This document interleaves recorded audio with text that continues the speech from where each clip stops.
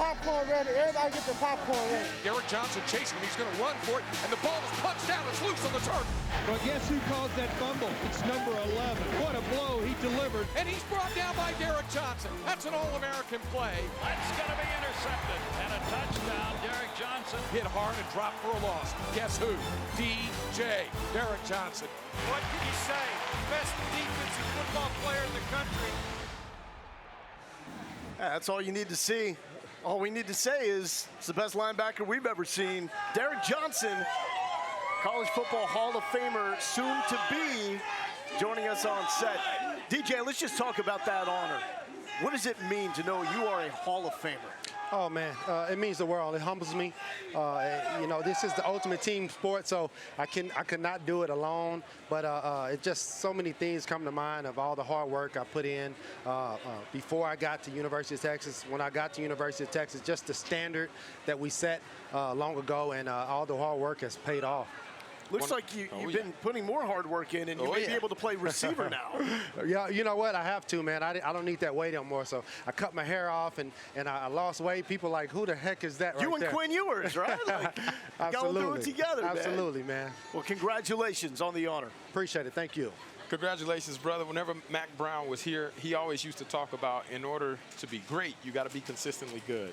And that's one thing that you obviously stood for on the standard of being a linebacker, not just for Texas, but the standard in the country.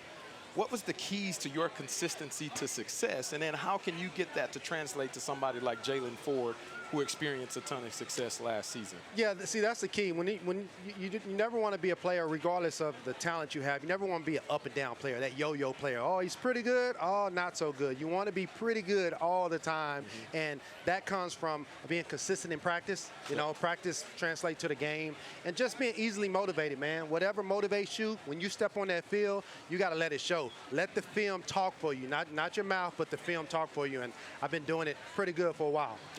I think for me, and a lot of people may or may not know this, but people don't realize I came in to Texas as a linebacker. I was in that same room with you. I was one of the bigger guys in the room. That's why I went to defensive end. But I was a guy that always looked to Derrick like that was the guy I've got to be as good as, right? He was my motivation. We did drills. I was like, I wanted Derrick. I want Derrick.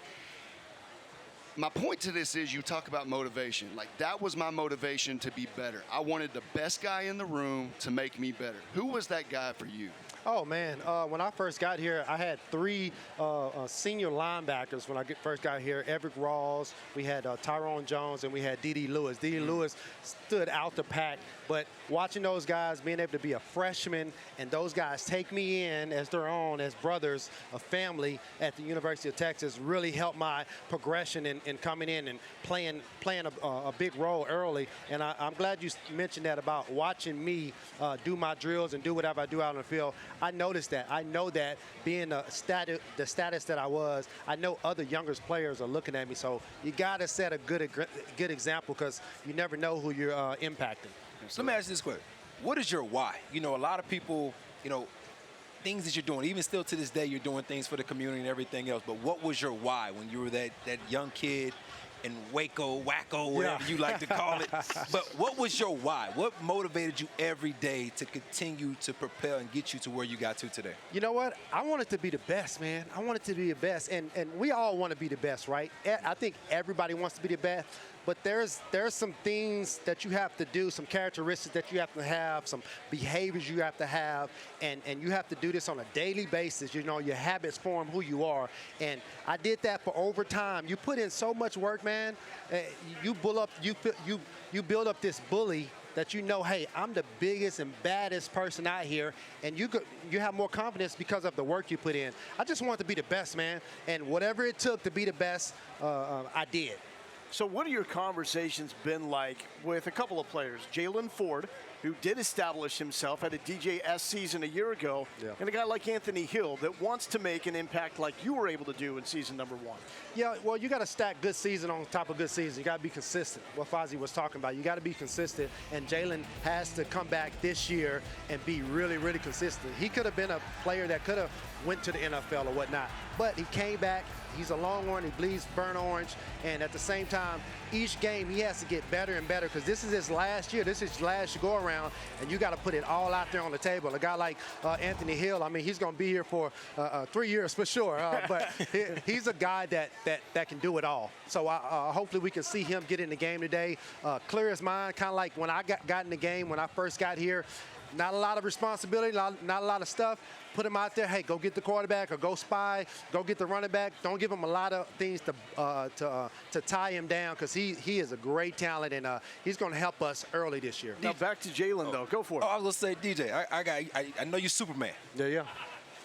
Name the one player when you played here at the University of Texas that when you looked over there, you was slightly intimidated by or you was like questioning yourself.